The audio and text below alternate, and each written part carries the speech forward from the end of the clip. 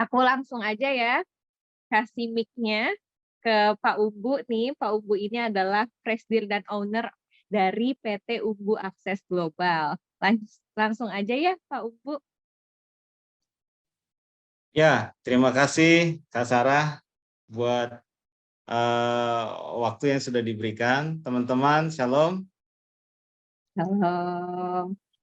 Ya, nah saya harap kita banyak diskusi ya. Artinya teman-teman harus banyak nanya karena ini teman-teman sudah pilih dan ini ruang bagi kita untuk kita bisa belajar sama-sama supaya kita bisa bertumbuh sama-sama di bidang ini. Artinya saya percaya ketika teman-teman pilih ini adalah pilihan yang teman-teman sadari bahwa the rest of your life, ya, the rest of our life, kita akan spend untuk membangun bisnis kita ya. Jadi syukurnya kita masih muda semua ya, mungkin kecuali saya mungkin yang sudah di atas 40-an. Ya, kalau Bu Yanti kan masih di atas 20-an ya, Bu Suyati. Oke, bercanda ya. Oke, saya supaya lebih ini, saya akan sampaikan sedikit ada sedikit bahan yang saya sampaikan. Ini supaya jadi landasan kita untuk bisa nanti mengerti sama-sama ya. Just a second, bentar. Di mana kamu? Di mana? Guys, lagi menunggu share screen, boleh banget loh Gary, Lucia, Charles Tambun, boleh banget kalian on cam. Kita kan mau lihat dong wajah-wajahnya seberapa excited sih untuk tahu perjalanan Pak Umbu nih, terus kita bisa belajar. Oh oke, it's okay Lucia. Iya, jadi supaya kita bisa lihat juga kan wajah-wajahnya. Ya enggak? Dari tadi tuh udah seneng banget ngelihat Chris dan Chen tuh senyum-senyum gitu, udah seneng aja gitu ngelihat Kak Suryanti, ya kan? Selagi kita nunggu ini ya bahan share dari Pak Bu, aku tanya deh ya, selagi nunggu ya, ini kan belum muncul ya screen-nya. Aku mau nanya, kalau Chris sama Chen, kenapa sih pilih sesi ini?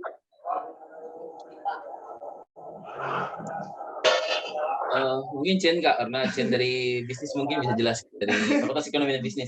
Jelaskan. Mungkin menurut untuk saya mungkin apa ya, kayak rencana ke depan gitu, rencana ke depan habis karena sekarang juga sudah semester 8. Jadi rencana ke depan gitu apa kesempatan besar juga untuk saya mengembangkan apa yang sudah pelajari dari selama ini gitu. Mungkin dari lewat ini saya bisa belajar lebih banyak lagi gitu sih Kak. Amin. Wow, nice. Nanti boleh banget loh nanya-nanya aktif sama Pak Umbu. Yuk Pak, loh Pak Umbu, langsung aja di share screen-nya. Tadi. Muncul? Ya, muncul. Udah slideshow belum ya? Udah kelihatan. Oke. So, ya teman-teman semua, jadi untuk memulai pada siang hari ini, saya ingin teman-teman, ya saya juga, kita coba mungkin sudah pernah tahu tentang matriks the unknown matrix ya, tahu dan tidak tahu ya, matriks ini ya, kita belajar sama-sama ya. Nah ini saya ada beri warna di 3 kotak ini ya, karena ini yang harus kita perhatikan dalam kehidupan kita setiap hari ya. Saya mulai dengan di kotak ini kursor saya, mouse saya kelihatan nggak? Kelihatan Kelihatan kok. ya? Kelihatan kok, kelihatan. Bentar. Mantap. Kelihatan ya? Oh. Yep. Sorry. Oke. Ya, jadi yang di matriks yang kita mulai dengan yang paling bawah sebelah kiri ini unknown and knowns ya. Jadi hal-hal yang kita pahami tetapi kita tidak sadari Ini di matriks yang ini, hal-hal yang kita pahami, tapi kita tidak sadari ya, unknown and known, ya di kuadran ini ya, kiri bawah. Kelihatan ya kursor mouse saya ya. Nah, di sini ini sebenarnya tersimpan pengalaman kita, ya sumber daya kita, di sini tersimpan pengalaman kita, atau mungkin juga pengetahuan kita, atau mungkin juga malah keluarga kita yang kita tidak sadari, yang sebenarnya sangat berguna untuk bisnis kita. Ya, ini di kuadran yang sebelah sini nih. Semua pengalaman kita mulai dari kecil, teman-teman kita mungkin, keluarga kita mungkin, pengetahuan kita mungkin. Nah, ini tersimpan di sini, tapi kita nggak sadar. Kita nggak sadar, masih belum sadar bahwa sebenarnya hal-hal seperti itu tuh sangat berguna. Jadi seringkali malah ketika kita mulai suatu usaha itu kita mulai dengan sesuatu yang kita masih belum tahu sama sekali. Padahal kita punya sumber daya di sini. Nah, kita naik sedikit di atas pojok kiri, ya di known and known matrix. Nah, things we are, ya jadi sesuatu yang kita sadari dan juga yang kita pahami. Nah, disinilah kita mulai konstruksi perjalanan bisnis kita. Kita mulai rencanakan hidup kita ini di sini. Ya, kita mulai rencanakan hidup kita itu, rencanakan bisnis kita itu di sini. Setelah tadi sesuatu yang kita pahami tapi kita tidak sadari, pada akhirnya kita coba list hal-hal yang semua potensi yang ada di dalam hidup kita ya, atau yang berada di sekitar kita. Nah, kemudian kita naikkan ke atas menjadi sebuah rencana. Ya, kita buat ke dalam sebuah rencana hidup atau rencana bisnis. Nah, kemudian bergeser ke kanan atas, ini saya sebut sebagai kolom nasib ya. Things we are aware about but don't understand ya. Jadi sesuatu yang kita sadari tapi kita tidak pahami, belum pahami sama sekali. Nah, jadi contohnya begini. Kita sadar kita mau berubah, tapi saya nggak tahu saya mau berubahnya kemana. Nah, karena itu saya pengen belajar dari seseorang yang tahu lebih dahulu. Misalkan teman-teman belajar di kampus, ya kan? Atau belajar dari orang yang sudah tahu lebih dahulu. Ya, karena kita belum tahu, ada satu tahap dalam hidup kita yang kita belum tahu. Tapi ada kesadaran, saya pengen merubah diri saya gitu. Jadi kita perlu belajar dari yang sudah tahu, apakah itu dari kampus ataukah dari orang yang sudah menjalankan bisnis terlebih dahulu di bidang yang kita akan masuki. Nah, di sini saya sebut sebagai nasib. Ya, kenapa? Karena disinilah area yang paling penting dalam hidup kita untuk merubah nasib hidup kita. Ya, jadi di sini adalah tempat di mana kita bisa melangkah sejauh mungkin dalam kehidupan kita, ya di area ini. Ya, demikian pun dalam bisnis kita di tempat di mana kita bisa melangkah sejauh mungkin. Karena yang di depan itu kita masih belum tahu. Nah, ukuran kita memperbesar kapasitas hidup kita adalah dengan cara melangkah, menggapai apa yang kita belum tahu. Nah, yang di bawah yang saya lingkari dengan area yang orange adalah takdir, sesuatu yang kita tidak tahu dan kita memang tidak sadari gitu. Artinya ini takdir. Ya, misalkan saya lahir dari suku mana, atau misalkan warna kulit saya apa dan lain sebagainya, ini kita nggak bisa rubah. Sesuatu yang kita nggak bisa rubah, tetapi bisa datang dalam kehidupan kita, bisa sudah terjadi atau akan datang, sesuatu yang kita nggak bisa rubah. Nah, dalam kali ini saya akan sampaikan tentang 3 hal proses di dalam bisnis ya, dimulai dari tahap ide, terus kemudian tahap inkubasi, dan kemudian tahap scaling atau memperbesarnya. Nah, di dalam tahap ide ini adalah kita mulai dengan menyadari, memahami, dan kemudian menyadari. Artinya kita mulai dengan pengalaman, pengetahuan, minat, dan bakat. Ya, di sini ya. Nah, kemudian kan kemarin kan Sarah pernah bertanya ya, nanti kita akan mulai dengan pertanyaan bisnis apa sih yang berhasil atau yang prospek. Nah, kalau teman-teman mau tahu bisnis yang berhasil atau yang prospek, itu bukan bisnis yang dilakukan oleh orang lain sebenarnya. Bukan. Bisnis yang berhasil dan yang sangat prospek adalah bisnis yang berdasarkan pengalaman teman-teman, yang berdasarkan pengetahuan, dan berdasarkan minat atau bakat. Itulah bisnis yang berhasil, yang akan berhasil nantinya. Ya, kalau kita keluar dari pengalaman kita, keluar dari pengetahuan kita atau bakat kita, kemungkinan gagalnya itu bisa sampai 90%. Jadi, bisnis yang berhasil adalah bisnis yang sesuai dengan pengalaman, yang sesuai juga dengan pengetahuan kita, yang sesuai juga dengan minat dan bakat kita, atau kita punya relasi yang tahu tentang bisnis itu atau produk itu minimal. Ya, itulah bisnis yang berhasil atau yang prospek. Nah, itu ada di kuadran mana? Ini ada di kuadran sebelah kiri bawah. Unknown and knowns. Things we understand but we are not aware of that. Ya, jadi kita tidak kita mengerti tapi kita tidak sadar. Misalkan Chris, ya, Chris. Oh, ternyata Chris punya tante yang ternyata punya produk yang bagus gitu.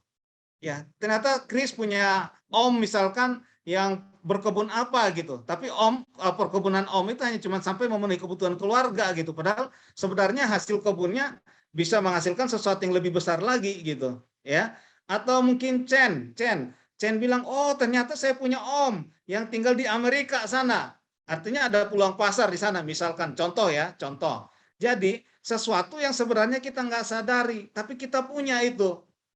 Nah, gimana memulainya di kuadran ini dengan pengalaman, pengetahuan, minat dan bakat atau relasi? Ya kita mulai coba list, ya kita buat catatan apa-apa aja sih sebenarnya dari masa kecil saya sampai sekarang, apa-apa aja. Nanti kita bisa lihat benang merahnya. Atau mungkin ketika saya kuliah sekarang di daerah saya punya produk apa aja dan lain sebagainya. Jadi kita punya apa, kita list yang menjadi pengalaman kita apa, terus kemudian kita punya pengetahuan apa, bakat dan relasi. Nah, kalau misalkan pengalaman kita ada, bakat ada, pengetahuannya kurang, ya karena itu kita harus meningkatkan pengetahuan kita. Gitu loh, ya. Ini di kuadran ini.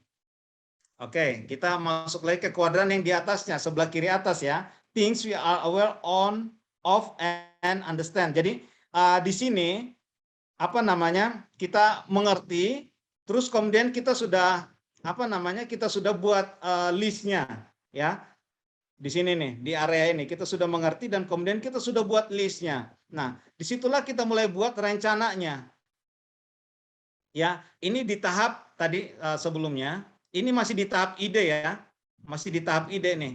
Jadi kita list apa yang kita punya tadi, apakah itu relasi kita, pengetahuan kita, pengalaman kita atau bakat kita list. Terus kemudian kita buat menjadi sebuah rencana di sini. Rencana bisnisnya apa? Ya. Nah, caranya bagaimana? Ya. Nah, saya kira kalau di apa namanya, saya kira udah menjadi hal yang umum ya tentang misalkan kita coba mulai dengan bisnis model canvas. Ya ini saya sekedar coba ulangi aja lagi ya. Misalkan setelah kita list tadi, nah sekarang kita punya dream, ya kita punya mimpi. Oh iya, saya mau coba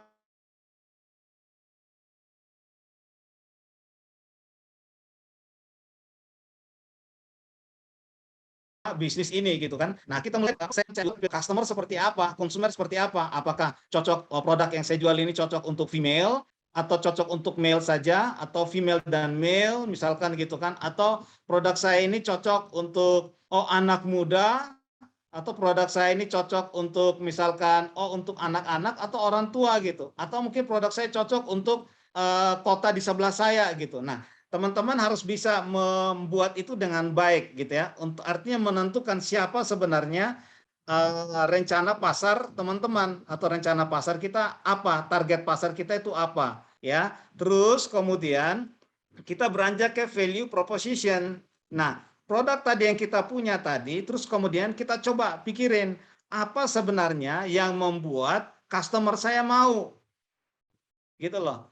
Apa yang membuat customer saya jadi keranjingan mau beli produk saya? Apa yang membuat customer saya itu jadi pengen beli produk saya? Yang kedua, apa yang membedakan produk saya dengan kompetitor saya, dengan pesaing saya? Nah, kita harus bisa meramu itu dengan baik di sini. Jadi kita nggak hanya sekedar jualan. Nah, kabar baiknya seperti ini. Dulu untuk membangun bisnis itu, ya, itu sangat tidak banyak orang yang bisa membangun bisnis. Tapi sekarang kita ada di zaman di mana oleh karena internet didorong oleh teknologi digital, itu memungkinkan sekali kita bisa belajar banyak dan bisa melakukan bisnis. Nah, di zaman ini sekarang, ya, anak muda itu banyak sekali di luar sana yang melakukan bisnis. Jadi ini zaman yang benar-benar sebenarnya menantang kita untuk bisa melakukan sesuatu yang berbeda. Nah, penelitian dari U-Government ya di Inggris itu menunjukkan generasi di tahun 1920 ya sampai sekarang di tahun 2000-an itu ya menunjukkan bahwa terjadi perubahan pola ya, masyarakat itu terjadi perubahan pola gitu. Jadi justru banyak masyarakat yang sebenarnya tidak bisa bekerja lagi gitu. Nah, sekarang bahkan 1 dari 10 orang di Inggris di Eropa sana itu hanya 1 dari 10 orang yang bahagia dengan apa yang dia kerjakan. Artinya mereka kerja itu hanya sekedar memenuhi kebutuhan hidup mereka, terpaksa. Nah, sayang sekali. Nah, teman-teman selagi masih muda, justru ini saat dimana mengeksplor sesuatu untuk memulai sesuatu sesuai dengan yang diinginkan, yang dimaui, seperti itu. Nah, karena itu tadi di bagian value proposition ini, kita harus ramu produknya seperti apa, yang disukai Olive Breakout. Ini kayaknya ada kesalahan dari sananya sih Pak, lanjut aja. Bukan kita, dari Jadi mereka. apa tadi namanya? Ya, jadi seperti itu. Nah, kemudian setelah kita tentukan produk kita yang tadi yang dibutuhkan oleh customer kita dan yang membedakan dengan pesaing kita, baru kemudian kita tentukan channel-nya, salurannya apa kepada customer kita. Nah, setelah itu baru kemudian bagaimana di customer relationship untuk membangun hubungan jangka panjang dengan customer kita. Nah, baru kita bisa lari ke bawah menentukan, oh ternyata revenue stream saya nih, pendapatan saya itu dapatnya dari A, B, C, D. Kita bisa ukur di sini, ya. Nah, terus kemudian setelah itu kita tentukan gitu kan, apa namanya, sumber daya kita apa, key resources-nya apa, sumber daya kita apa untuk menghasilkan produk yang kita mau tadi, seperti itu ya. Terus Halo, Iya, kayaknya pencet. ada yang kepencet ya guys. Bentar ya. Frans, boleh tolong Frans? Sudah saya open lagi, Kak. Oke, ya. Tadi ada kaos mungkin yang kepencet atau apa? Iya, iya. Oke, sorry ya teman-teman. Silakan join lagi. Bisnis model kanvas ya. Bisnis model kanvas. udah pada datang semua ya. Ya, jadi key activity-nya apa? Ini di list aja apa yang apa namanya action kunci kita.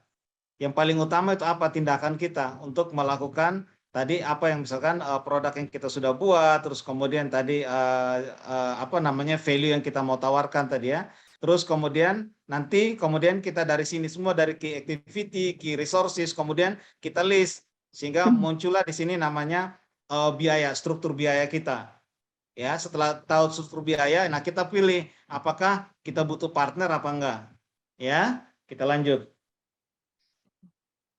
Nah, setelah kemudian tadi rencananya sudah matang, kita beralih kepada kuadran yang ketiga di atas tadi ya. Ya, hal-hal yang kita sadari tapi di kuadran ini kita belum pahami. Ya, disinilah kita mencoba ya, kita coba try and error ya. Bisnis tadi yang kita sudah apa namanya rencanakan ya kita coba lakukan.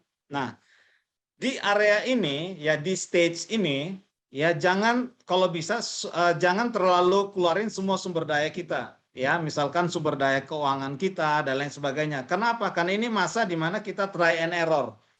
Masa di mana mungkin kemungkinan gagal itu masih besar. Nah, caranya gimana untuk mengurangi kegagalan?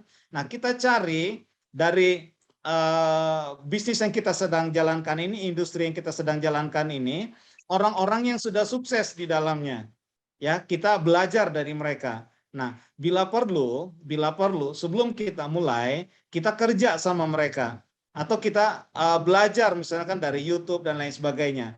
Nah, tapi take action itu penting.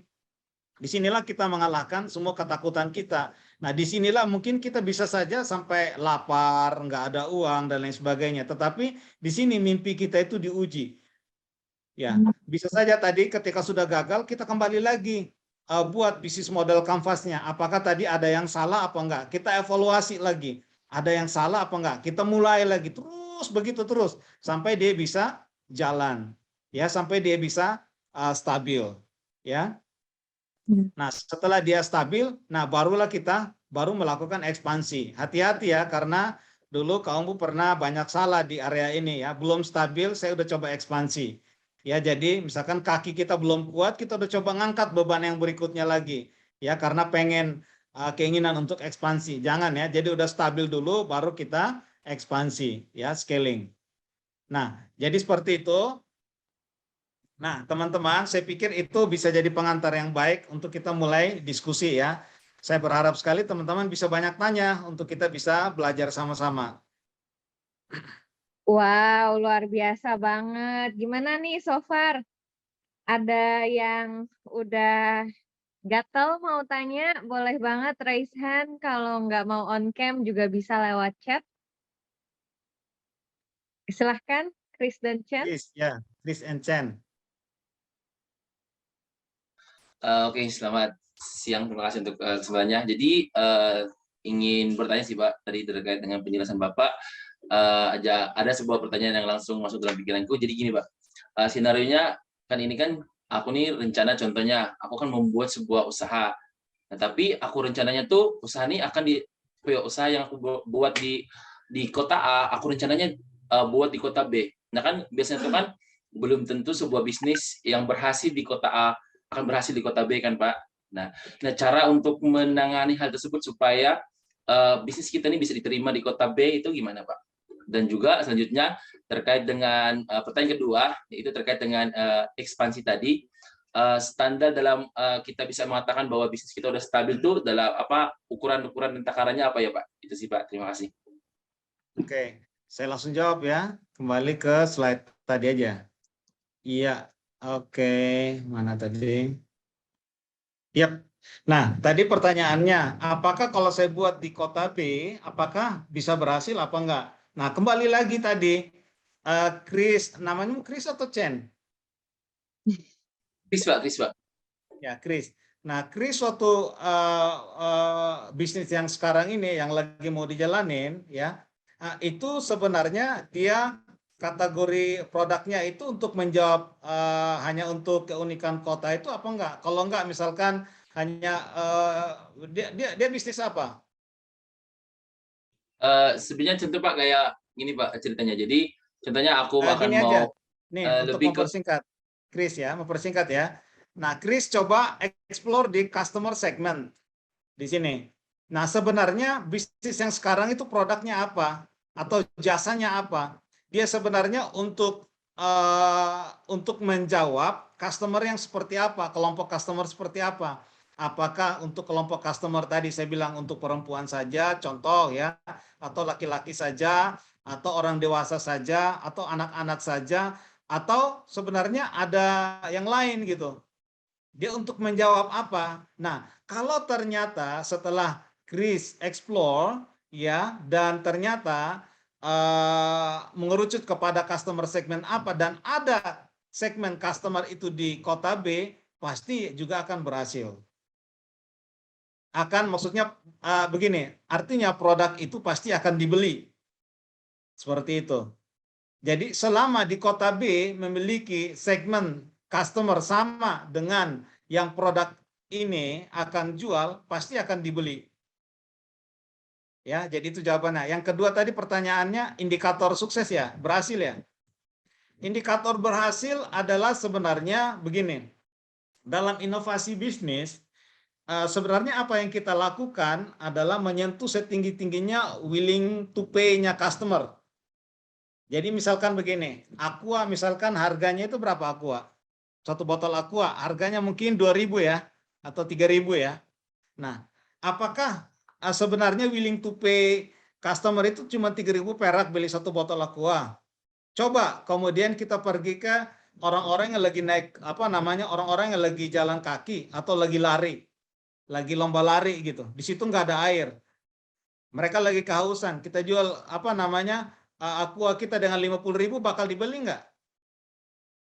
Bisa jadi bakal dibeli karena nggak ada air. Jadi willing to pay-nya apa?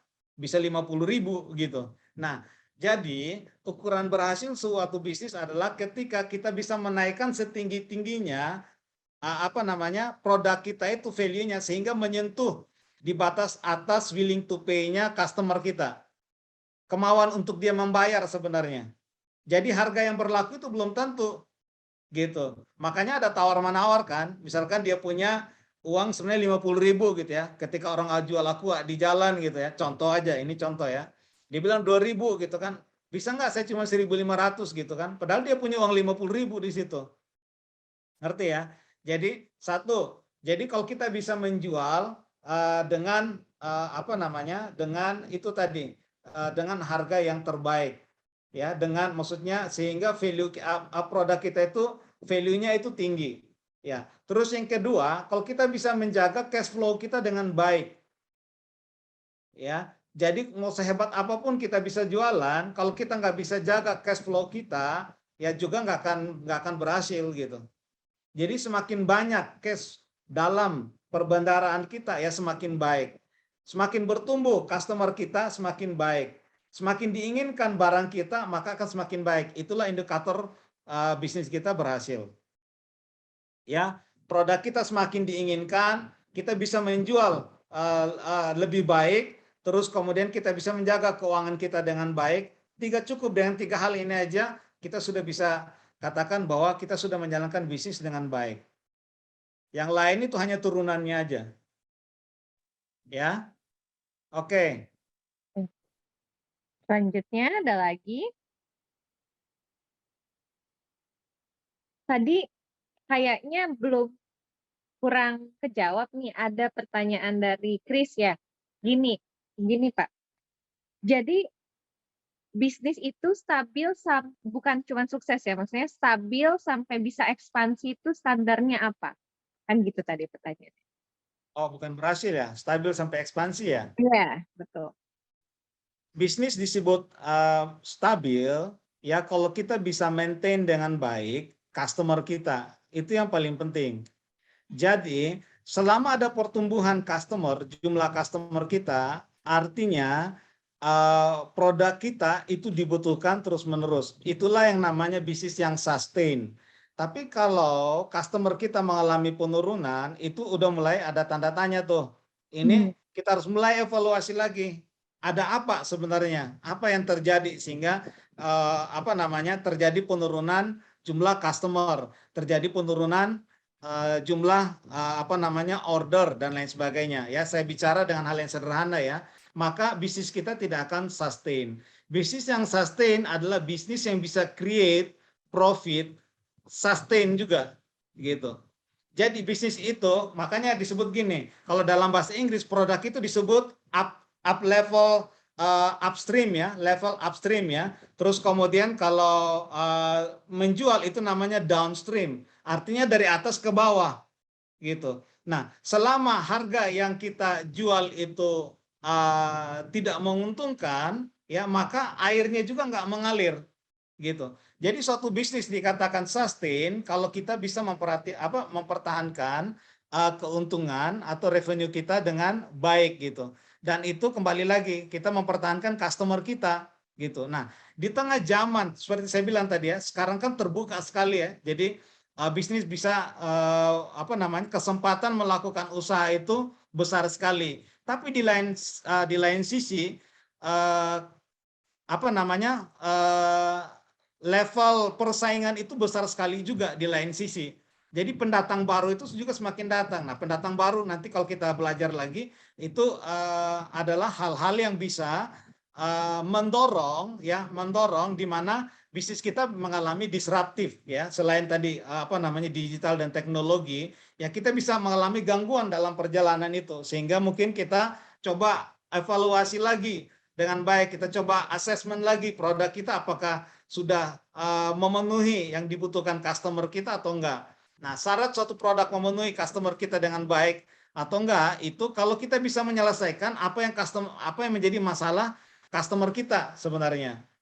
Ya, jadi semakin kita bisa menyelesaikan masalah customer kita melalui produk kita, maka kita akan selalu dibutuhkan. Jadi singkatnya seperti itu. Walaupun nanti kalau kita diskusi di area itu bisa lebih besar lagi ya, bisa lebih panjang lagi. Jadi kira-kira seperti itu, Sarah. Wah, Jadi as long as we can create sustainable profit, absolutely ya bisnis kita pasti juga sustain iya, seperti itu. buat both benefits ya, benefits for both parties. Nah, tapi sekarang gini nih, Pak, kan kita banyak nih anak muda atau karyawan. Biasanya masalahnya itu idenya udah ada, skill-nya ada, tapi dananya nih, kok kayaknya funding-nya susah ya untuk bikin bisnis. Belum lagi kalau gagal, kalau ini ada ide nggak untuk itu? Ada insight nggak untuk Nah, ini relevan sekali dengan pengalaman saya. Ya, saya bukan dari keluarga yang punya uang, ya, keluarga saya cuma pegawai negeri. Ya, jadi saya memulai bisnis itu bukan dengan uang saya dulu, ya.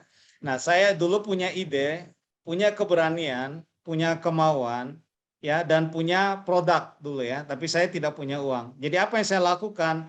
Ya, saya mendekati buyer saya. Disitulah apa namanya saya mendekati buyer saya. Disitulah saya berjuang meyakinkan buyer saya untuk coba DP dulu,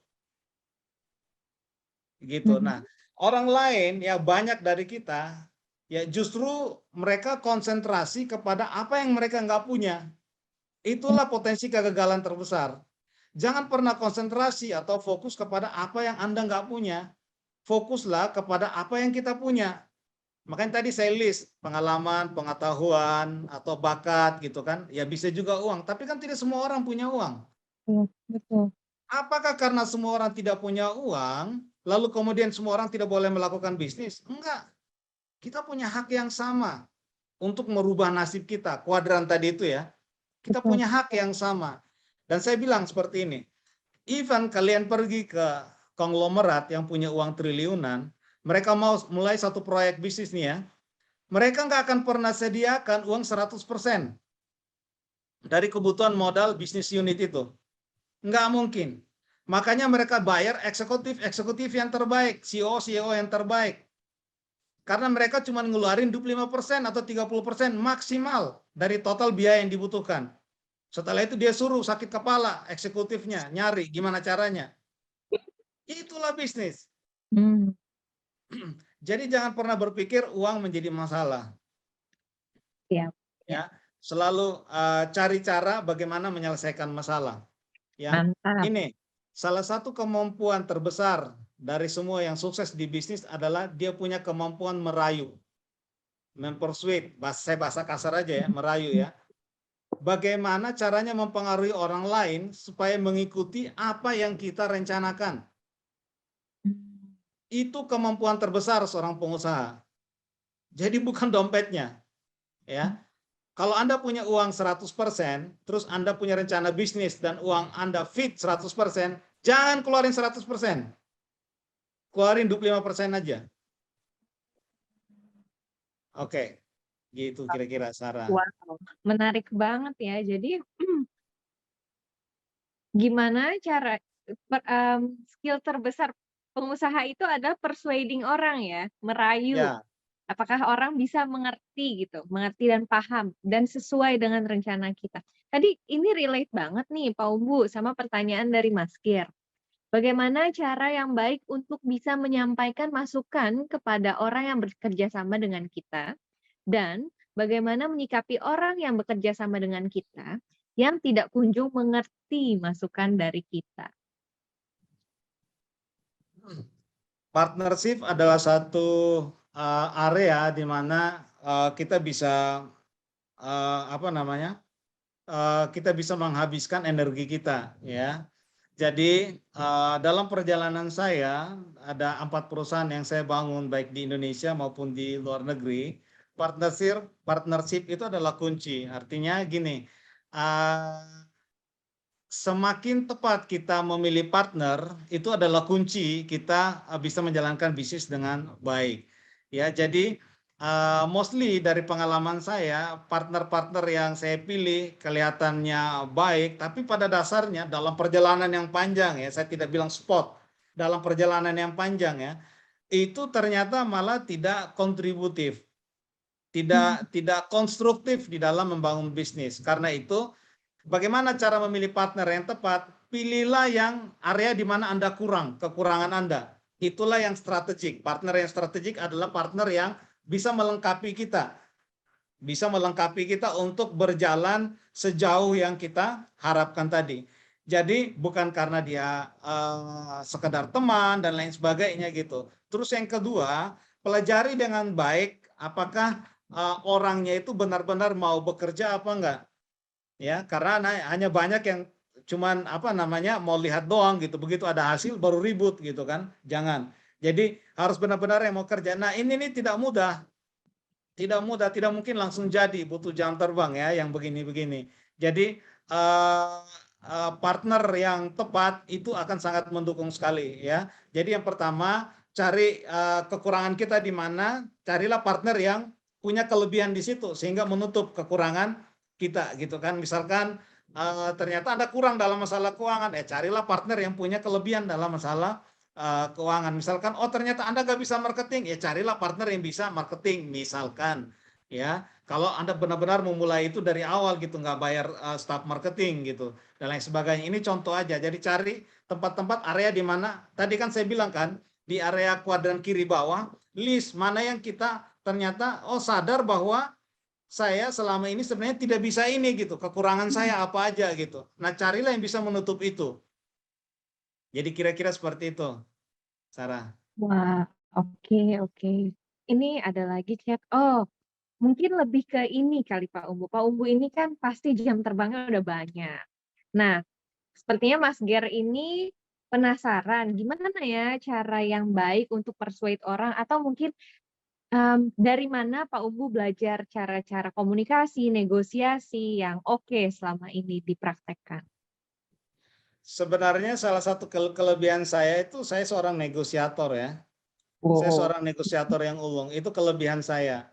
Terus yang kedua, saya orator ulung juga. Jadi dua kombinasi yang bagus ya. Jadi makanya saya kalau di mana-mana selalu dilihat orang berbeda. Padahal sebenarnya biasa-biasa aja gitu. Tapi itu kemampuan saya. Terus yang kedua, saya mengasah gini, waktu saya masih dulu belum ada apa-apanya, waktu setelah saya lulus, dulu Bang Atas pernah minta sama saya, Umbu bisa nggak kan jadi sekretarisnya Bang Rahmat ya. Dulu saya masih, sebelum saya lakukan bisnis, saya masih jadi full timer dulu di gereja.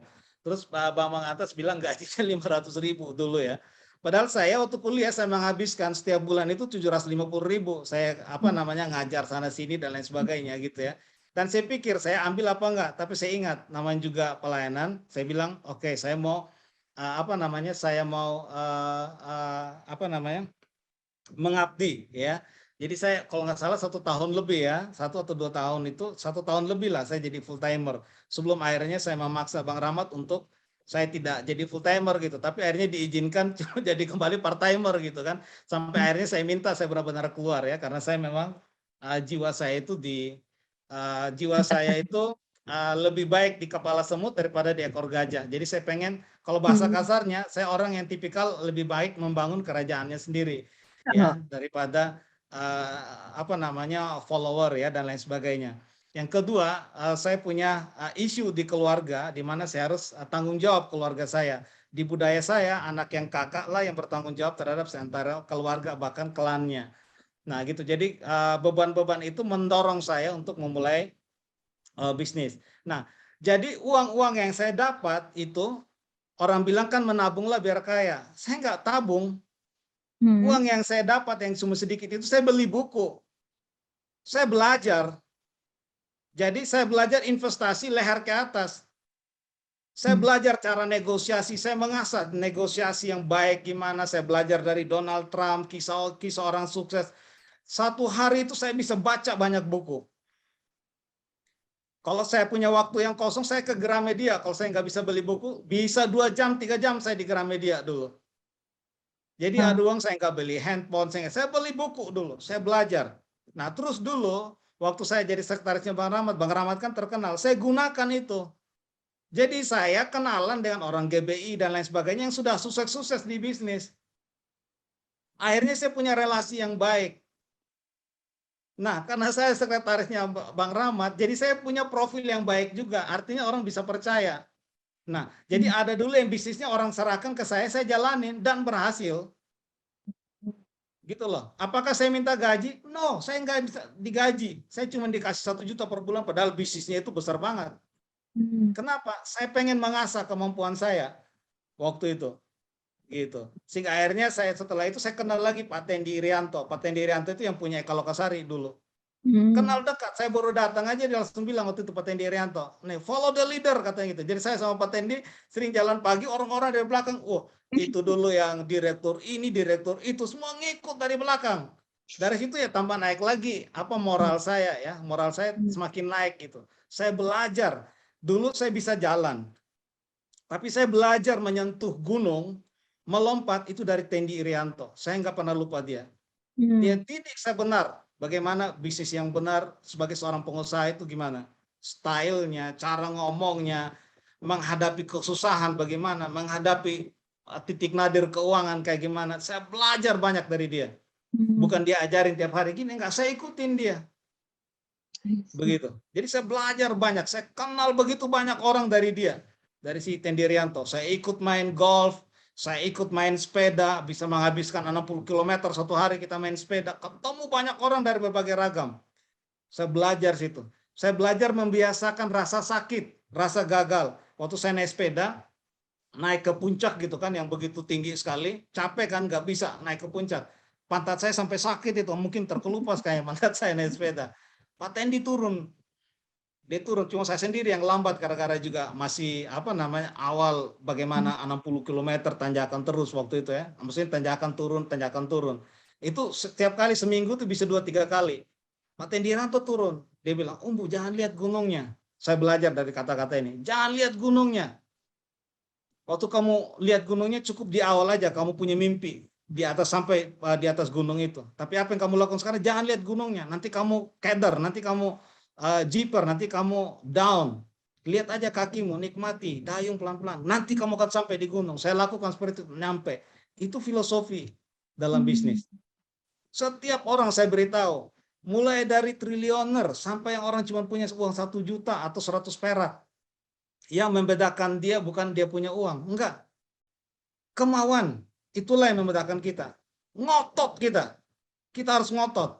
Makanya orang bilang tipe-tipikal kayak kita, nih kayak saya atau pengusaha, ketika tidak ada pintu, tangannya dia bisa cungkil mau sampai berdarah-darah sampai jadi pintu.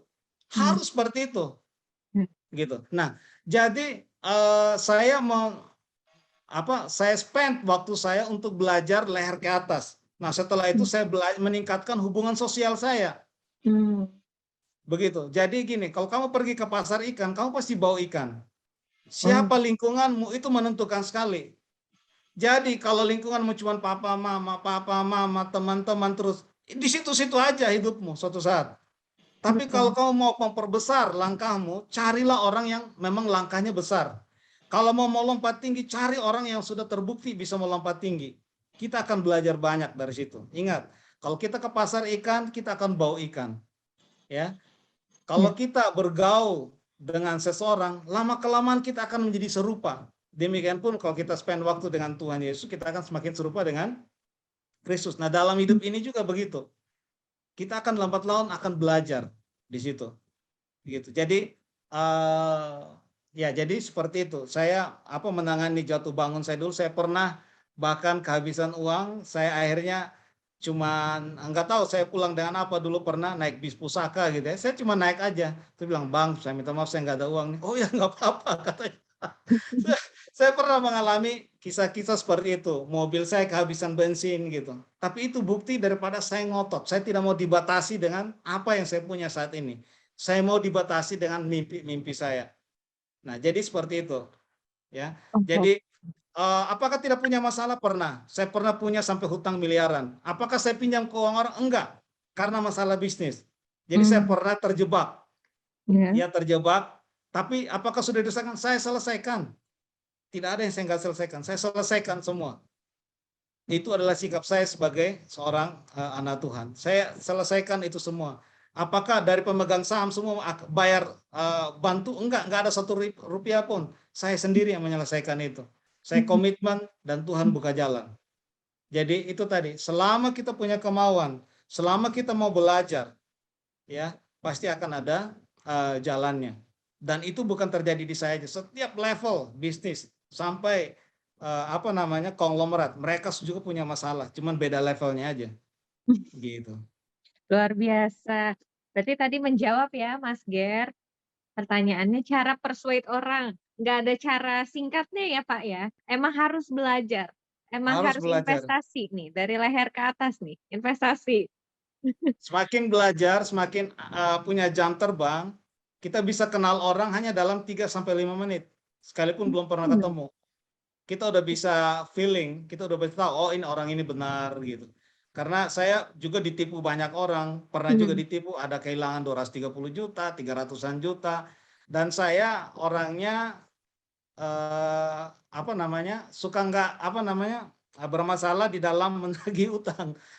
Saya nggak tega, apalagi kalau orang sudah nangis, udah saya angkat tangan, udah lupain gitu kan. Nah, semakin kesini saya semakin belajar gimana menangani hal itu dengan baik gitu ya. Itu tadi, kalau kita punya jam terbang, jangan takut untuk salah gitu, karena nanti itu akan mengerjakan suatu pembaharuan bagi kita. Nah sekarang 3-5 menit saya bisa kenal orang. Saya bisa aslinya menjudge dengan baik orang ini seperti apa gitu dari pembicaraan 3-5 menit. Orang baru ya. Wow, berarti sebelum kita sesi nih, kan aku ada sesi sendiri yang ngobrol sama Pak Unggu. Jangan-jangan Pak Unggu udah langsung lihat, oh hostnya ini orangnya seperti ini. Udah langsung ketahuan, kebaca ya. Tapi ya guys, aku suka dengar memang, kalau aku kan juga kerja ya, jadi aku dengar kalau bisnismen itu rata-rata memang dia bisa baca orang, katanya. Kayak ya udah kebaca aja gitu sama bisnismen. Jadi emang itu skill yang diasah terus ya dari awal berbisnis gitu ya. Dari keren banget, keren banget. Nah, yang lain ada pertanyaan nggak? Ada pertanyaan. Ini mumpung, aduh lagi topiknya makin mantep nih ya, makin lama. Nggak ada lagi nih yang nanya. Nih, oke. Bagaimana cara mengampuni orang-orang yang telah menipu kita dalam bisnis? Dari Mas Ger nih, Pak Unggu. Ya, just let it go. Ya Tuhan bilang kan karena Tuhan sudah mengampuni terlebih dulu ya kita harus mengampuni. Oh ini, jadi gini, just let it go mungkin itu tidak mudah. Yang paling penting gini, tahu apa yang kita lagi kerjakan. Saya orangnya fokus. Jadi kalau saya sudah fokus, saya bisa itu menolong saya juga untuk untuk melupakan. Dan saya memutuskan untuk tidak mau fokus dengan hal-hal yang bisa menarik saya dari priority saya gitu. Nah, memang mungkin kalau kita nagih, kirim dok kolektor atau apa, mungkin bisa saja kita dapat kembali, tapi itu akan menarik saya dari priority saya gitu. Ya, tidak semua bisa begitu ya, karena ada juga bahwa apakah kita menagih boleh? Ya boleh. Oh, uang kita kok boleh gitu. Hanya saja saya memilih untuk tidak seperti itu. Karena itu sekarang saya hati-hati sekali dalam meminjamkan gitu karena saya tahu kelemahan saya ntar nagihnya susah gitu kan. Nah jadi seperti itu ya. Saya kali lagi ya, kalau kalian punya piutang kalian nagih itu boleh ya, itu hak ya, karena kalian sudah ada perjanjian mengutangi orang lain dan orang itu harus balikin, dan sebagai anak Tuhan kita harus balikin 100%, bila perlu balikin dengan keuntungannya kalau memungkinkan dan sesuai dengan perjanjiannya. Tadi Chris ya angkat tangan. Chris mau tanya.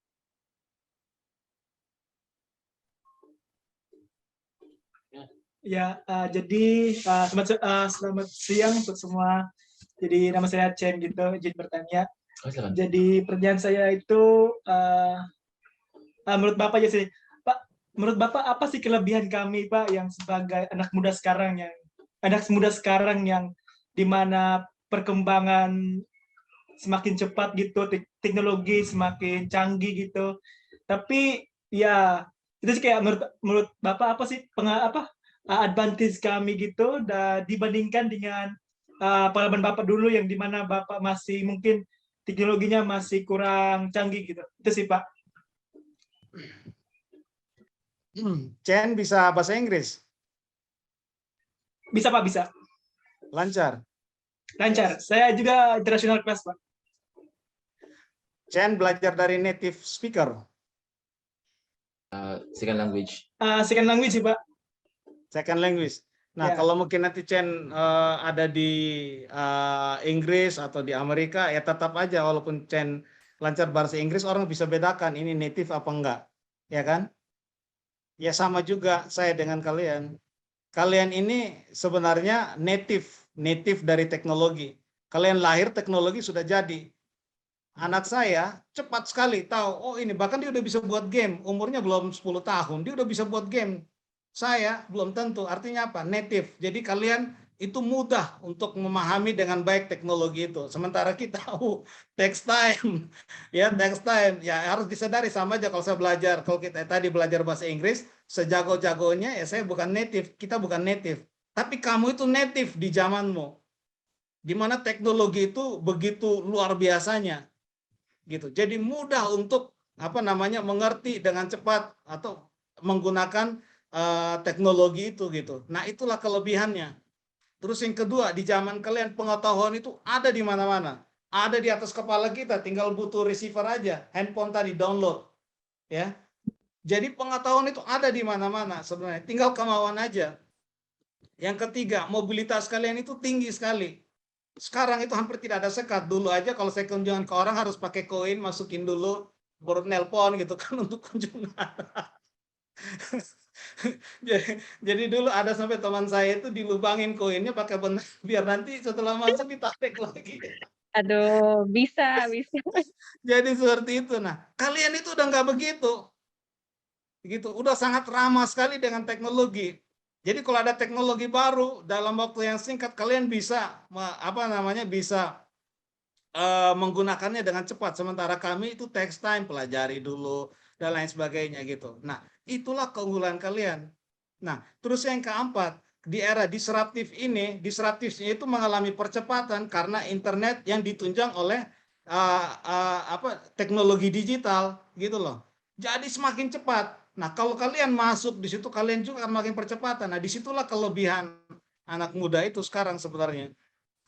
Jadi kalau menurut saya sayang sekali ya kalau kalian menghabiskan waktu kalian hanya untuk bekerja di orang. Spendlah 1 tahun untuk bekerja, selebihnya ya mulailah untuk membangun bisnis sendiri. Bila perlu yang masih tinggal dengan orang tua bilang, Pak, Ma, mulai besok saya nggak dikasih lagi deh uang jajan. Cukuplah saya makan di rumah, biar saya cari sendiri. Komitmen harus ada.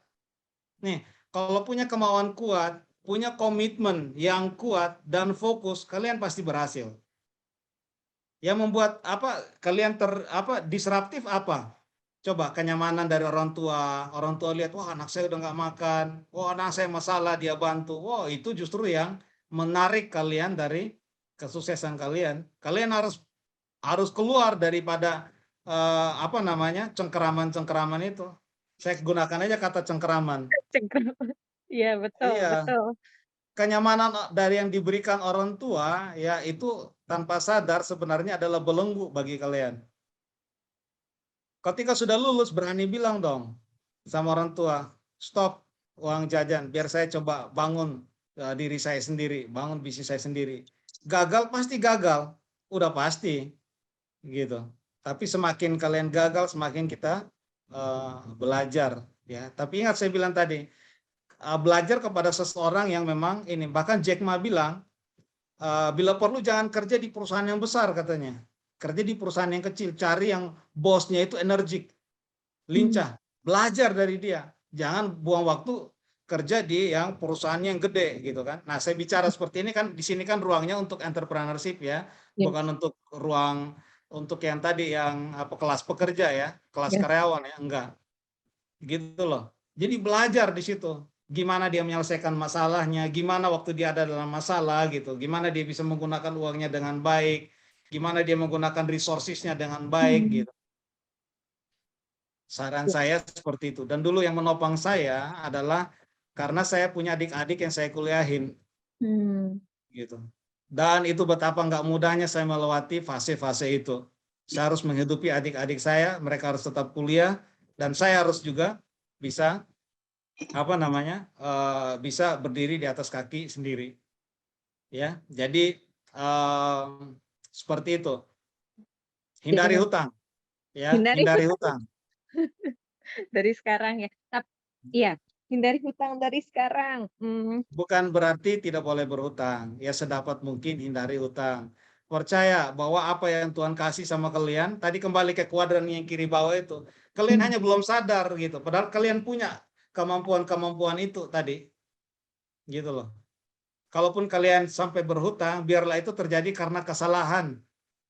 Kesalahan misalkan kalian buat kontrak bisnis lah, kesalahan karena melakukan bisnis gitu, bukan karena minjam. Walaupun itu tidak salah. Tapi saran saya seperti itu. Biar kalian belajar menggali kemampuan kita gitu. Betul, betul, betul. Nah, ini boleh nih satu pertanyaan terakhir. Habis itu kita mau recap. Ada satu pertanyaan terakhir. Ini Lucia, Putra, siapa lagi? Ada Charles, Putra Charles, ada Fendi, Arider, mana? Fendi ada? Mana? ada Fendi. Tapi mungkin lagi ada yang on the way. Tadi ada yang masih kerja. Ada. Oke. Sepertinya sudah. Oh, mungkin ini kali ya dari aku deh. Oh, ini ada yang angkat tangan. Oh, ada. Oh, Chris. Nice. Oke, Chris. Hai, tadi mau nanya sih Kak, mungkin saran sih, mungkin terakhir dari Bapak saran dan tips dan trik sih. Jadi kan kami ini kan khususnya di Kalimantan nih, jadi sebagai anak muda itu kan banyak juga peluang bagi kami kan Pak. Sini kami sebenarnya rencana mau buka usaha ini, terus juga dengan teman-teman di sini kami rencana mau buka usaha nih di sini, sudah ada tempatnya, relasinya udah ada. Jadi tapi modal juga sudah ada, tapi masalahnya itu kayak kemauan lagi gitu Pak. Jadi kayak jujur kayak kadang-kadang rasa tuh menurut saya ya dalam pandangan saya tuh ke bisnis tuh kayak sesuatu yang kayak aduh kayak harus berani ditolak dan berani di apa, jadi kayak mindset kita langsung kayak down gitu kan. Biasanya kalau bisnis tuh kan harus kayak pintar ngomong gini. Nah kadang-kadang langsung di situ pas kami berpikir untuk bisnis tuh baru langsung kepikir oh pas harus begini, jadi kayak langsung mental kami down gitu Pak. Jadi cara untuk menyelesaikan hal tersebut gimana Pak? Atau mungkin Bapak ada tips and tricks mungkin untuk bisa bagi kami untuk mengconquer gitu hal-hal yang tersebut gitu. Nah, jadi sih Pak. Terima kasih. Orang yang berhasil bisnis bukan orang yang cuma pintar ngomong, ada juga yang pendiam tapi berhasil bisnisnya. Gitu. Ya, yang paling penting itu kan kemauan. Yang kedua tadi takut gitu ya, itu harus diatasi. Gitu. Tanpa mengalami penolakan ya gimana bisa menjual sesuatu kan begitu. Bisnis kan awal-awalnya kan harus bisa menjual. Gitu loh. Jadi harus dibiasakan gitu untuk melewati perasaan takut itu ya. Karena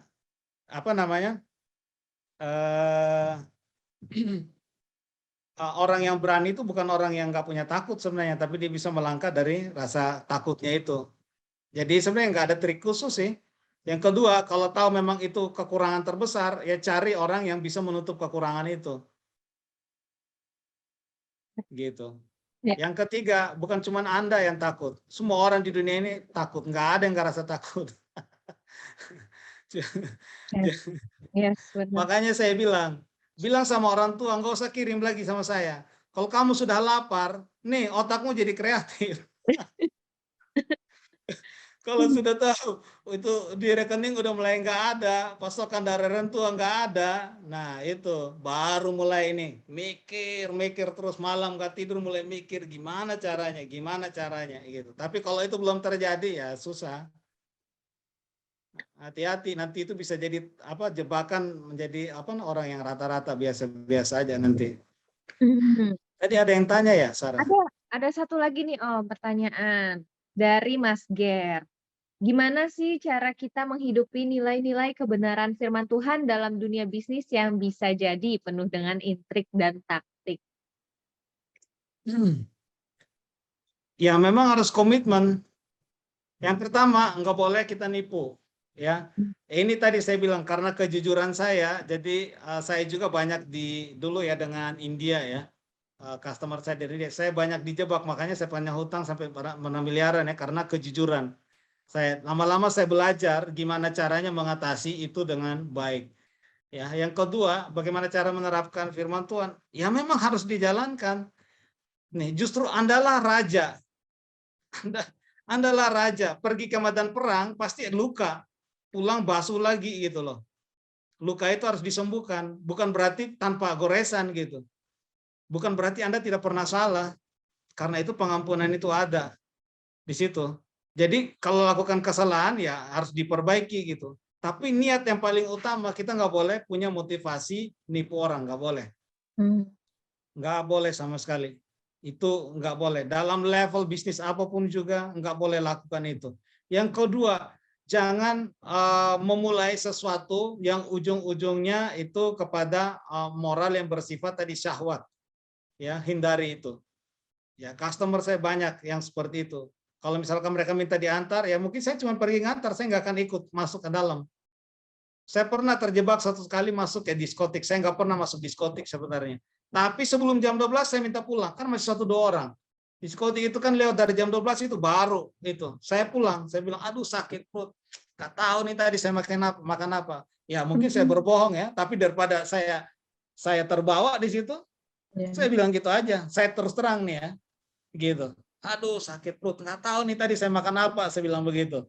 Saya jelasin sama mereka. Akhirnya mereka yang ini saya pulang gitu. Jadi gini, kita harus punya kemauan yang kuat untuk menjadi beda dengan orang lain. Ya, punya dasar yang karena kita sudah punya dasar yang kuat. Dasar yang kuat tadi ini terhadap pengenalan terhadap Kristus ini tidak akan menjadi jalan yang benar kalau kita nggak punya kemauan yang kuat. Kita harus punya kemauan yang kuat untuk menerapkan itu. Saya bolehlah kalian tanya. Kalau memang ada yang bilang pernah saya tipu, silakan datang kita bicara. Saya nggak pernah nipu orang, saya nggak pernah melakukan hal-hal yang di luar itu. Tantangan ada, wow, tantangannya banyak. Tapi kan kita kan diberi otak, akal untuk gimana ngehindarin itu, gitu. Yang kedua, kalau tahu punya kelemahan dalam sesuatu, hindari itu, jangan dipaksakan. Nah, itu ada yang tanya lagi. Ada lagi. Wah, makin panas nih pertanyaan, makin banyak. Saya bekerja di perusahaan teh, dan teh ini disukai di Sydney, Australia. Dosen saya yang di sana menginginkan saya mengajukan ke pimpinan agar di teh ini bisa ekspor ke sana. Tapi waktu saya ajukan ke pimpinan, ternyata tidak tertarik. Apakah saya sendiri bisa ekspor ke sana atau perlu bangun PT dulu ya, Pak?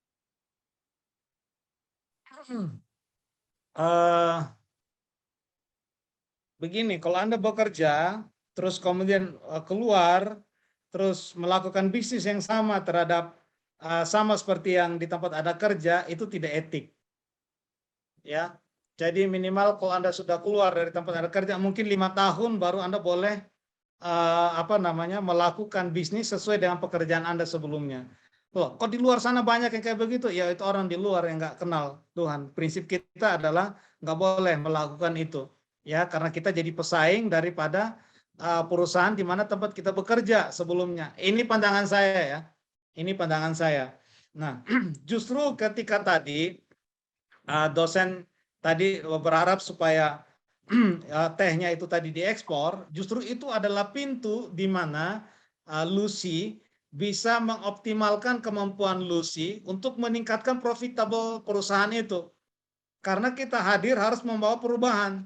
Gitu. Nah, tadi bosmu tadi nggak izinkan itu, kenapa? Tanya, masalahnya apa? Mungkin ada sesuatu yang dia tahu. Kenapa nggak ekspor ke Australia? Gitu loh. Misalkan karyawan saya bilang, kenapa kita nggak ekspor ke Australia beberapa produk? Ya karena saya tahu bahwa masuk ke situ tuh tidak mudah. Satu, yang kedua, dia berdekatan juga dengan negara di mana sama seperti Indonesia, Papua Nugini yang punya produk yang sama. Mereka punya kerjasama khusus dengan Papua Nugini dan Timor Leste. Jadi pertimbangan-pertimbangan itu mendorong saya untuk mengambil keputusan tidak, misalkan untuk produk yang lain yang kebetulan case-nya sama ke Australia. Jadi lebih fokus ke Eropa dan Jepang dan kemudian Amerika misalkan. Jadi mungkin ada hal lain, pertimbangan lain kenapa bosmu tidak mengizinkan itu. Nah, itu perlu ditanya gitu. Nah, ketika dia menjawab, coba di assessment lagi jawaban dia gitu, diuji apakah benar gitu. Karena ternyata kalau cuma ketakutan dari bos dia, ya bisa dimulai ekspor itu. Tapi kalau keluar buat bisnis produknya sama, menurut saya itu tidak etis. Sebaiknya 5 tahun dulu setelah keluar baru boleh. Ini pendapat saya ya. Wow, menarik banget. Ini tadi bener banget ya, salah satu kemampuan negosiasi itu loh, tadi kan Pak Umbu mention nih, oh ya kita harus bisa bernegosiasi, ini juga salah satunya ya. Ketika dibilang no, ketika bosnya bilang nggak tertarik, kita gali lagi. Kenapa? Ya kan? Jadi nggak kita langsung, oh ya udah kalau enggak ya udah deh nggak bisa, nggak langsung kayak gitu ya Pak ya. Tapi kita Iya, karena gali itu terus. seni bertanya itu penting. Waktu kita bertanya jangan pakai yang close question. Misalkan, boleh nggak Pak kita ekspor? Pasti jawabannya cuma 2. Iya Hmm, sama nggak boleh. Benar nggak? Nah, iya. kita jawab dengan pertanyaan yang terbuka. Pak, bagaimana kalau kita ekspor ke Australia? Masalahnya apa ya? Hmm. Bagaimana? Itu jawaban yang terbuka, pertanyaan yang terbuka, yang bersifat menggali, bukan pertanyaan, boleh nggak Pak? Gitu.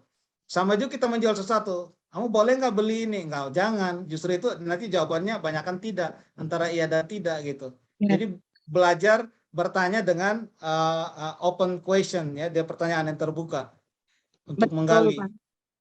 Itu ya guys, semuanya satu trik lagi open-ended questions. Pakai why, how. Jangan yes or no jawabannya. Oke, kayaknya udah aku mau recap ya. Jadi untuk kalian-kalian calon entrepreneur sukses, amin. Jangan ngelihat apa yang kurang. Jangan ngelihat, aduh aku kurang kemampuan, aku kurang finansial, aku kurang ini, kurang itu, tapi fokus ke apa yang kita punya. Ya, tadi kan ada jendela-jendela, ada ruang bagian-bagian yang kita nggak tahu, ada yang kita tahu. Nah, kita fokus ke bagian yang kita tahu. Fokus ke apa yang kita punya, dan kita list lagi. Tadi yang pertama, ide ya, dalam hal ide kita list, kita punya kemampuan apa, pengalaman apa, relasi di mana, kita list, baru kita bisa mulai identifikasi pakai bisnis model Canvas, kita belajar dari situ, mulai dari value proposition, customer, segmentation, bla bla bla, dan semuanya. Dan setelah itu kita bisa mulai A/B testing-nya. Dan ingat, kita harus belajar dari orang-orang yang udah lebih berhasil dari kita. Tadi Pak Umbu juga share no pain no gain. Artinya jangan di awal-awal mikirnya selalu profit, tapi no pain no gain. Experience aja dulu. Memperbanyak networking, banyak baca, banyak investasi dari leher ke atas juga ya. Jadi jangan di zona nyaman terus, maunya main sama ini aja, tapi ayo buka networking-nya, ayo baca, belajar lebih banyak, dan harus berani pastinya ya, harus berani keluar dari comfort zone, keluar dari cengkraman cengkraman orang tua. Maksudnya tuh kenyamanan, oh iya dapat bulanan, dapat dapat bulanan dari orang tua, terus kerjaan apa, selalu diperhatiin orang tua, tapi berani untuk say, "No, aku mau coba sendiri." Berani susah, berani untuk, kejar apa yang kita pengen, gitu ya. Nah, terus kalau dari Pak Umbu nih, apa tips and trik terakhir untuk kita, pesan-pesan buat kita? Yang terakhir yang mungkin tadi saya belum sampaikan, selalu menjadi dan mencari yang terbaik. Contoh, saya dulu di IPB, IPB itu adalah universitas nomor 5 terbaik di Indonesia. Ya. Terus kemudian saya pindah sekolah bisnis di BINUS. BINUS adalah kampus atau universitas terbaik nomor 7 di Indonesia, bahkan di atasnya Undip. Ya. Terus sekarang saya di Monash Business School. Monash University itu kampus negeri di Australia. Dia business school terbaik nomor 1 di Australia dan kampus nomor 40 terbaik di dunia. Jadi selalu ingin menjadi yang terbaik, belajar dari yang terbaik, berapapun harganya, apalagi masih muda. Uang jangan mikir beli handphone yang terbaik, no. Belajar dari yang terbaik. Yang terbaik, harus yang terbaik. Kalau Oke. bahasanya saudara sepupu kita bilang, insya Allah Ya, kalian akan dapat yang terbaik. Itu aja. amin, amin. Iya ya. Apalagi tadi kan juga tadi ditanya kan sama Chen, apa sih kelebihan kita di zaman sekarang? Tadi Pak Umbu udah bilang kita punya teknologi, kita pengetahuan tuh ada di atas kepala kita basically ya. Apalagi kalau kalian yang bisa yang kemampuan bahasa Inggrisnya oke. Itu buku free e-books bahasa Inggris tuh banyak banget. Nggak perlu beli, tinggal download aja PDF-nya gitu. Jadi yang kurang tuh kan cuman kemauan aja. Ayo dong, ayo belajar lagi dan memang sih tadi kan di-mention juga sama Pak Umbu bahasa Inggris ya. Untuk jadi entrepreneur itu nggak harus, tapi memang kemampuan bahasa Inggris itu sangat menolong. Terutama dalam hal itu tadi, belajar negosiasi, buku-buku yang bagus, belajar ini, belajar itu banyak banyak advantages-nya kalau kalian bisa pakai bahasa Inggris. Terus juga pakai ya internet, teknologi semua tuh dipakai untuk belajar, jangan buat main doang, buat nyantai doang, buat nongkrong doang gitu, nongkrong online doang, tapi pakai buat gimana caranya supaya bisa sukses nih pakai internet. Hmm, that's all from me. Kita ntar lagi mau balik nih ke sesi awal. Aku mau nanya kesan-pesan kalian dan kesan-pesan dan kalian dari sesi ini. Gimana sih menurut Chris dan Chen nih? Gimana sesi kita hari ini? Mungkin teman saya dulu, Chen. Oke, mungkin kalau dari saya Pak, terima kasih banget Pak banyak sekali hal yang telah pelajari. Walaupun saya adalah mahasiswa yang bukan backgroundnya bisnis, tapi banyak hal yang saya pelajari. Terus juga menjadi gimana sih cara pandang seorang entrepreneur dalam tetap dalam tracknya Tuhan tuh. Karena bagi kami sebagai anak muda, kami memiliki pandangan mengenai bisnis tuh kayak sangat berjauh dengan bagian dengan Tuhan gitu. Dalam artian tuh bisnis kan harus banyak taktik, harus banyak gimana cara gini-gini otak-atik, menipu. Tapi sekarang Bapak menjelaskan banyak hal tentang ternyata orang bisnis juga bisa berbisnis gitu. Nah, jadi mungkin itu sih dari saya Pak, mungkin dari teman saya. Kalau menurut saya sangat bermanfaat itu apa yang sudah kita pelajari tadi juga, dan juga saya akan jurusan manajemen, fokus ke pemasaran gitu, dan ini membuat saya kayak kan selama ini membuat belajar sekedar teori aja gitu, teori dan berbeda di field gitu, dan ya ini juga salah satu wawasan yang penting untuk buat saya dan untuk kita semua gitu. Itu sih menurut saya sih. Mantap, makasih ya. Mungkin yang lain bisa balas lewat chat kali ya, karena nggak buka kamera. Dan guys, ini di chat ada link form, tolong diisi ya, feedback untuk acara hari ini. Dan oh iya, mau nanya ke Pak Ubu, ini kalau misalnya nih Pak Ubu ada yang lain yang masih ada pertanyaan atau masih kepo, bisa nggak sih reach out ke Pak Ubu? Oh, boleh. Seperti saya bilang sama Sarah, bahkan ada yang kan saya pernah juga bicara di yang Clubhouse itu ya. Itu banyak juga orang yang terus bertanya. Jadi saya type aja di sini ya, itunya ya. Ya. Email sama nomor handphone ya. Iya, di chat.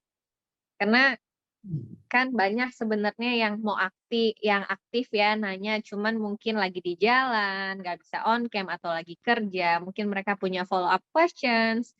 Jadi bisa banget dilihat chatnya, bisa di email ke umbukuwali79@gmail.com atau nomornya di sini ya.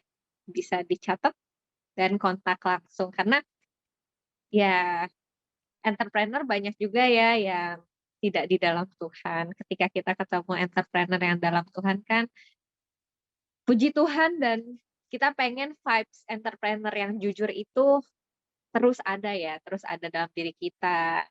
Dan apalagi kita nanti ketika jadi entrepreneur beneran, kita bisa ikutin kejujuran Pak Ubu ini, Pak Ubu dan entrepreneur-entrepreneur lainnya gitu. Eee, Sebenarnya harusnya kita balik ke breakout room ya guys, tapi I don't know, I think we're still waiting. So, thank you banget Pak Ubu for sharing, ini benar-benar apa ya, wow banget sharing-nya. Kita sangat-sangat tercerahkan dan aku personally juga jadi lebih ke, oh iya ya, aku tuh terlalu nyaman gitu sama orang tua. Oh ya udah, kalau gajinya pas-pasan ya udah ada orang tua gitu. Ini sekarang mikirnya jadi, oh iya, harus coba sendiri, berani sendiri. Nabung-nabung lah, susah dikit. Tapi memang untuk mindset, jujur aku setuju sih sama Pak Ubu. Kadang aku juga udah 3 tahun lebih nggak ganti HP, sengaja untuk ya udah uangnya diinvestasiin aja gitu. Tapi belum sampai ke level bisnis, masih masih yang aduh gimana ya kalau berbisnis tuh kayaknya challenging kayak Chris dan Chen tadi loh, kayak aduh kayaknya susah nih gitu. Jadi masih yang mainnya kelas-kelas yang investasi dulu deh, investasi saham dulu gitu. Yang kecil-kecil. Ini keren banget. Mungkin Pak Umbu masih ada yang mau dibicarain mumpung lagi sesi santai nih, sebelum balik ke breakout room, ke main session? Ya, tadi kembali lagi, memang yang terakhir ya tidak mudah tadi menjalankan bisnis dalam terang kebenaran firman Tuhan ya.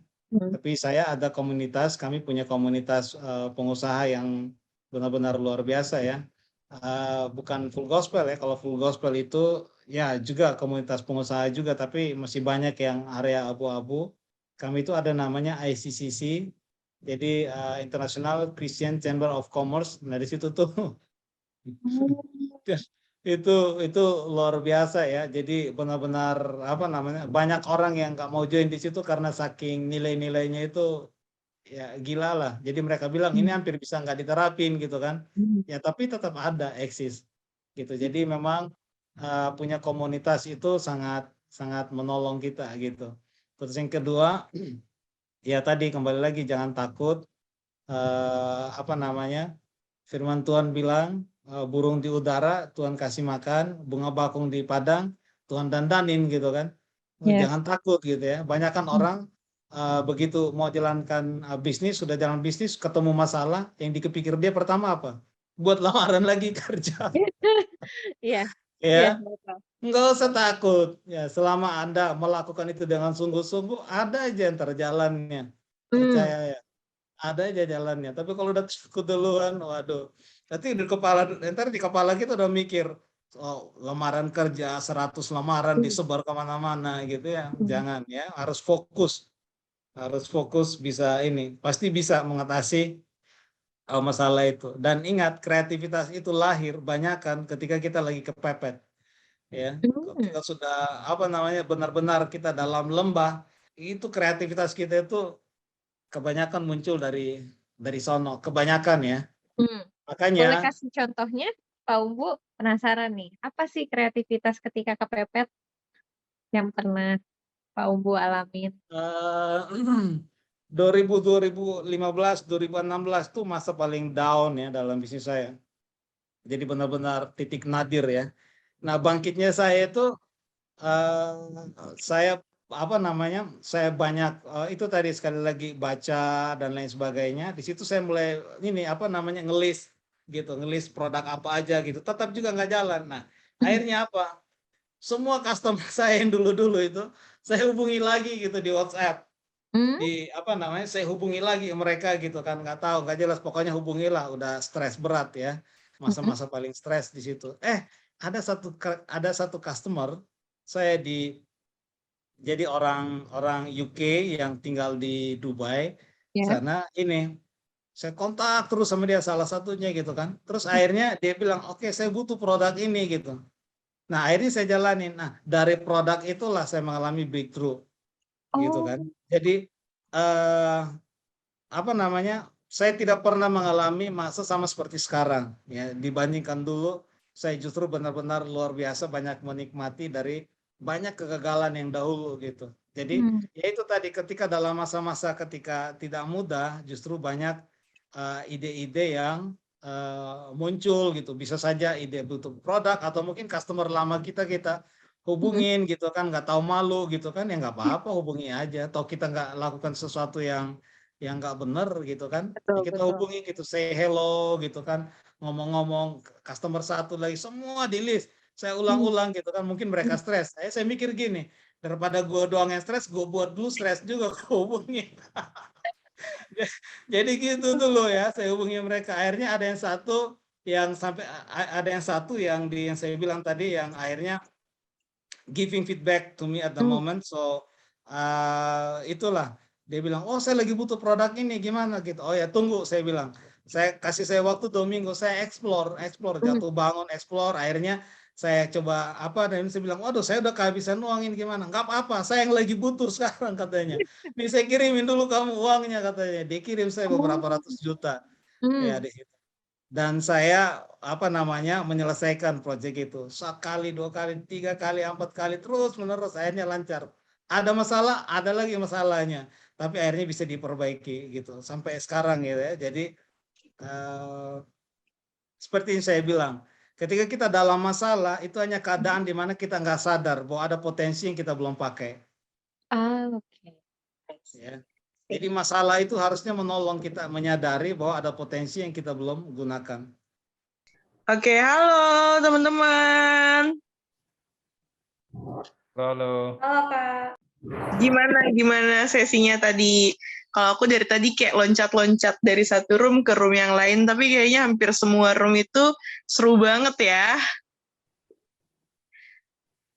Iya, Chris sama Chen udah kasih jempol-jempol, kayaknya udah Kita kurang puas waktu banget Kak. ya. Kayak puas banget nih. Oke teman-teman, kalau gitu aku mau ngelisin door prize nih. Udah semua ada di room utama ya teman-teman ya. Udah semua ya. Oke. Aku mau ngelis door prize. Siapa yang udah nggak sabar buat door prize? Kayak semua udah nggak sabar untuk menantikan cuan-cuan yang ini ya, yang akan datang. Ini kayaknya judul door prize-nya menyambut cuan 2022 aja ya. Menyambut cuan. Tapi sebelum aku mulai door prize-nya, aku mau kasih informasi dulu sama bagian host. Host jangan lupa ya, ini yang ada di grup, aku butuh nama-namanya. Karena dari sesi yang pertama tadi excellent student belum masuk namanya. Tinggal itu aja sih, sama dari sesi successful entrepreneur itu juga namanya ada yang belum masuk satu. Ditunggu di grup ya. Oke, kalau kita main door prize yang via wheel dulu aja apa nih, Kacan? Atau mau nunggu nama-nama masuk dulu? Pengumuman dulu kali, Kak Feb. Silakan. Oh, pengumuman dulu. Ya, yaudah deh, sambil nunggu, kita cek pengumuman dulu ya. Kak Frans, boleh kasih lihat slide-nya, ada pengumuman apa aja yang bakalan diumumin sama MC di siang hari ini? Oke, lagi coba di screen share. Oke, teman-teman ini ada pengumuman. Jadi buat kamu yang ngerasa udah jadi mahasiswa, atau buat kamu yang udah bukan lagi mahasiswa tapi baru banget masuk di jenjang pekerjaan, atau baru memulai karir, atau masih dalam mencari pekerjaan, teman-teman bisa ikut gabung bersama dengan Komsel Youth di GKKD Bogor. Kita punya Komsel mahasiswa dan alumni yang diadakan setiap hari Sabtu di minggu kedua dan minggu keempat melalui Zoom. Mudah-mudahan sih nanti ke depannya kita bisa offline ya, cuman sekarang masih melalui Zoom. Untuk kontak personnya itu ada Aulia, nomor teleponnya di 0818 07 01 06 02. Jadi teman-teman sekali lagi aku notice buat kamu yang ngerasa kayak, aduh kayak gue butuh banget community buat share pengalaman-pengalaman gue, atau misalnya gue pengen banget punya community untuk ngedengerin kegalauan gue seputar apapun yang berhubungan dengan usia kamu di usia range level mahasiswa, atau yang sudah lulus kuliah, atau yang baru memulai pekerjaan, kamu bisa ikut di Komsel mahasiswa dan alumni yang akan diadakan di setiap hari Sabtu, minggu kedua dan minggu keempat melalui Zoom. Informasi lebih lengkapnya kamu bisa langsung PC ke Aulia. Next. Yang kedua, teman-teman, acara ini secara full bisa dilihat nanti di YouTube-nya GKKD Bogor atau misalnya di YouTube Rose Creative Production. Nah, ini Rose Creative Production jangan lupa di-subscribe. Jadi kalau misalnya tadi kamu, aduh aku kepo banget deh pengen stalking ke room yang successful entrepreneur, tapi masalah aku udah terlanjur di great employee, gimana nih? Ya udah kamu langsung subscribe aja di YouTube-nya Rose Creative Production. Oke. Ada lagi pengumumannya atau cukup? Cukup ya? Oke, sebentar ya, aku mau ngecek dulu siapa nih yang bakalan dapat door prize, soalnya door prize-nya banyak banget. Gak sabar. Teman-teman sebelum aku umumin nama-nama yang menang, jangan lupa tadi ada link yang harus diisi, itu link evaluasi untuk panitia. Itu adalah link evaluasi untuk panitia, jadi biar pengen tahu kira-kira teman-teman ke depannya tuh kayak kalau misalnya punya ide kreatif apa yang Kak bikinin dong talk show tentang apa gitu Kak, tentang percintaan atau tentang apapun, kalian bisa langsung sekalian ngisi di link itu. Nah, next aku langsung ngumumin door prize aja. Ya, linknya ada Hadiahnya? di itu Kak, linknya ada di chat. Oh iya, linknya ada di chat nih tadi yang aku bilang, Kak, aku pengen dong, bosen jomblo mulu, pengen dibikinin seminar tentang cinta-cintaan. Bisa banget, kamu nanti bisa kasih ide kamu di link yang tadi ya. Nah, sekarang teman-teman, aku mau kasih informasi mengenai door prize. Yang pertama, hadiahnya Rp50.000. Siapin nomor handphone, buat yang menang, siapin nomor handphone yang ada OVO-nya atau yang ada GoPay-nya.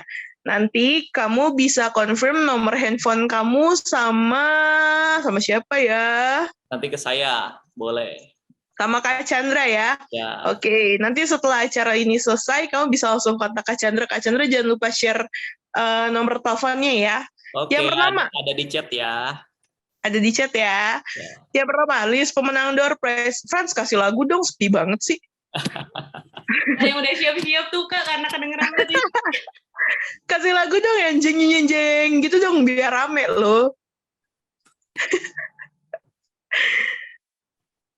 Lama nih Frans, udah pada nggak sabar menyambut cuan 2022 soalnya.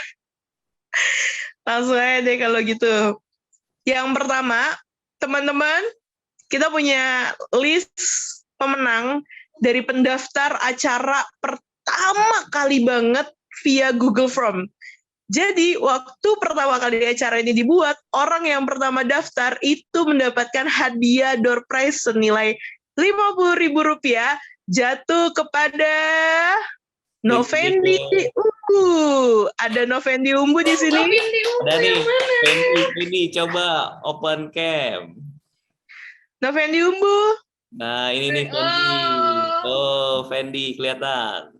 Halo Fendi, selamat kau mendapatkan Rp50.000. Ya ampun, kayak acara ini uang kaget. Uang kaget dong. Novendi, tadi acaranya gimana menurut kamu? Tanya-tanya singkat dong, nggak lama, 5 detik aja.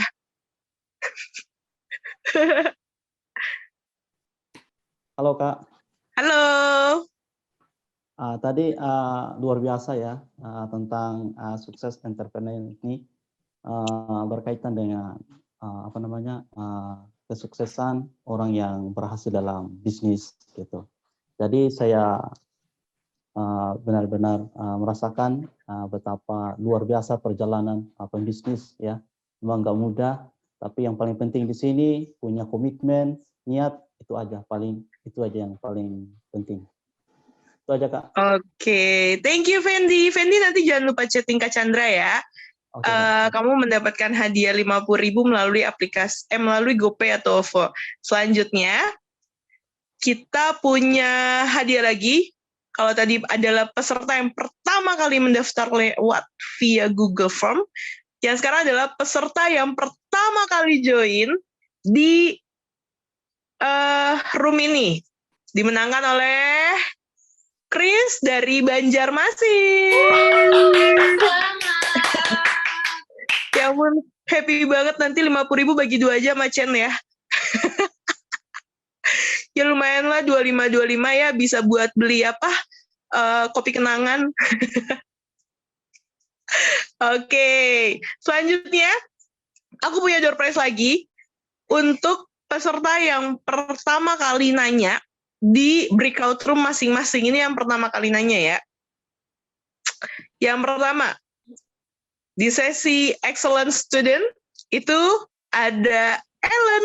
Ellen, halo Ellen. Selamat kamu memenangkan hadiah 50.000. Langsung transfer ke GoPay kamu. Jangan lupa kasih nomor GoPay-nya.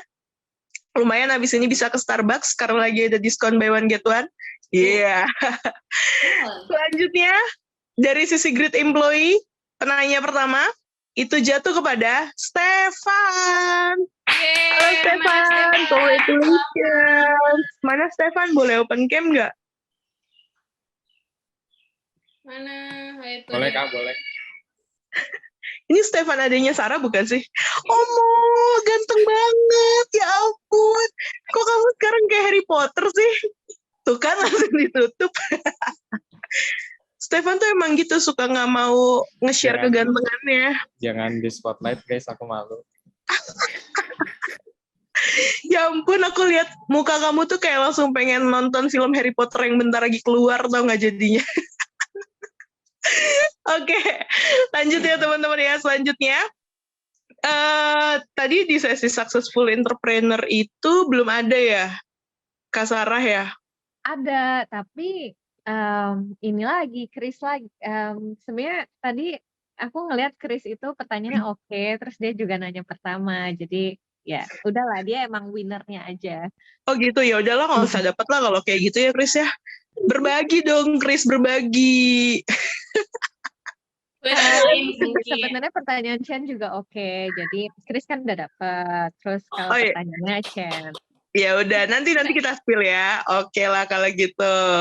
Next, aku langsung ke next door prize. Itu peserta dengan pertanyaan yang paling menarik di setiap sesinya. Nah, yang pertama dari sisi Excellent Student itu jatuh kepada Misna. Mana Misna? Halo. Congratulations Misna. Misna, nanti jangan lupa ini ya, kasih nomor GoPay atau nomor OVO-nya. Uang jajan 50.000 mau diapain, Misna?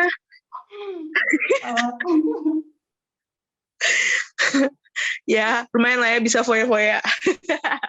Oke, selanjutnya, door prize untuk peserta dengan pertanyaan paling menarik dari sesi Successful Entrepreneur itu dimenangkan atau jatuh kepada Chen dari Banjarmasin. Mereka berdua bahagia banget, nggak jadi bagi dua soalnya 50.000-nya. Oke, selanjutnya biar makin seru, gimana kalau selanjutnya kita bakalan main wheel, di mana kita bakal undi nama-nama yang akan mendapatkan hadiah uang tunai juga senilai Rp50.000. Tapi buat kamu yang udah menang, nggak usah menang lagi ya, tolong dicatat berbagi, karena sebentar lagi bulan puasa. Oh salah ya. Itu indah teman. Oke, kalau gitu bisa langsung di spin it. Ini adalah nama-nama seluruh peserta yang mendaftar. Nama MC ada nggak kan nama MC? MC nanti beda lagi ya. Oh, kirain nama MC Kalau ada. narasumber nggak ada? Iya. Narasumber ada dong. Ini akan diundi. Jadi bagi yang masih stay di sini dia berhak dapat ya. Tapi kalau dia udah leave kita putar ulang ya.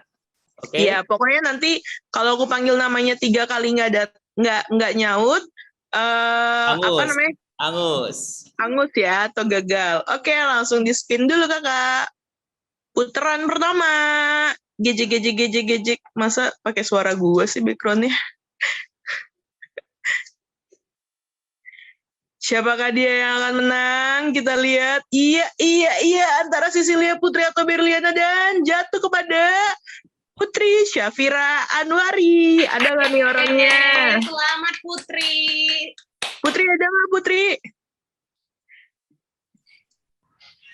Hostnya Kak, hostnya belum masuk namanya.